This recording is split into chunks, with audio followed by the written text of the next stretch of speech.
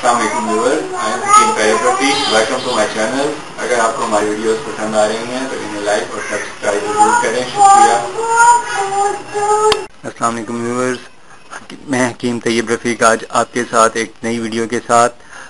आज मेरा टॉपिक है अमसाक, यानी अक्सर मर्द हजरात जो अमसाक जिनका ठीक नहीं है और वो सूरत अंजाल के शिकार हैं, मरीज़ हैं, सूरत अंजाल की वजह से परेशान रहते हैं और उनकी अज़दवाजी ज़िंदगी में बिल्कुल सुरूर नहीं होता, तो उनके लिए ये मैं नुस्खा लेकर आया हूँ आपको बताने। तो उसके लिए ये दो चीज़ें इस्तेमाल होती हैं। ये है खशखाश का छिलका और खशखाश का बीज जिस अनार से निकलता है, ये वो वाला अनार है, ये उसका छिलका होता है। और दूसरा इसमें बीदाना यूज़ होता है।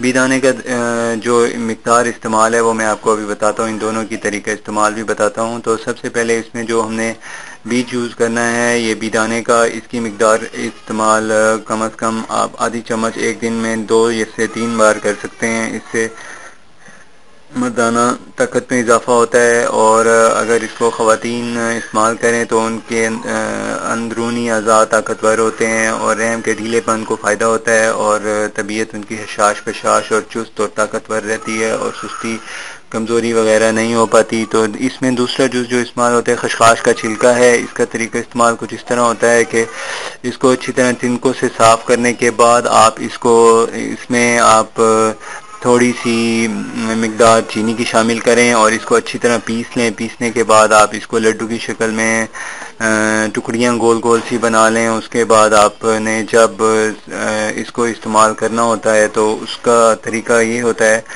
कि सबसे पहले आप इसकी जो वो गोली लड्डू बनाया है आपने, उसको आप मुंह में रखें और चूसते रहें।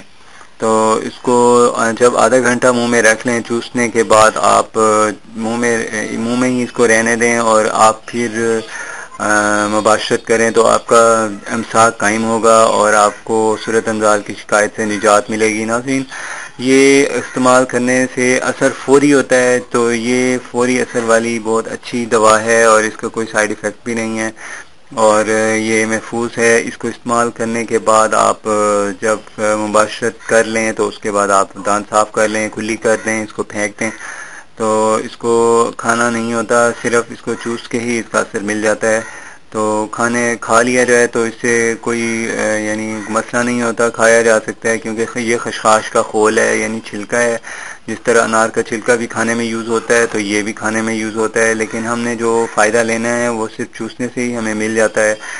तो आप इसको अगर इस्तेमाल करें तो इसमें एहतियात ये होती है कि आप एक दफ़ा यूज़ करें तो इसको फिर दोबारा यूज़ करने में 2-3 दिन का वक्फा रखें और अगर इसको वैसे ही यूज़ करें, रोज़ाना थोड़ी देर इसको मुंह में रख के एक लड्डू चूस लिया जाए और जब इसका टेस्ट ख़त्म हो जाए फेंक दिया जाए तो इससे मुस्तकिल अमसाक कायम रहता है और बार बार दवाई नहीं लेनी पड़ती। यानी वक्त मखसूस पे आपको किसी चीज़ की ज़रूरत नहीं होती, आप वैसे ही आपका अमसाक ज़बरदस्त हो जाता है। नाज़रीन, ये बिल्कुल नेचुरल चीज़ें हैं और इनका कोई साइड इफ़ेक्ट नहीं होता। इनको यूज़ करें और आप हमारे चैनल को लाइक और सब्सक्राइब ज़रूर करें। आपका बहुत शुक्रिया। अल्लाह हाफ़िज़।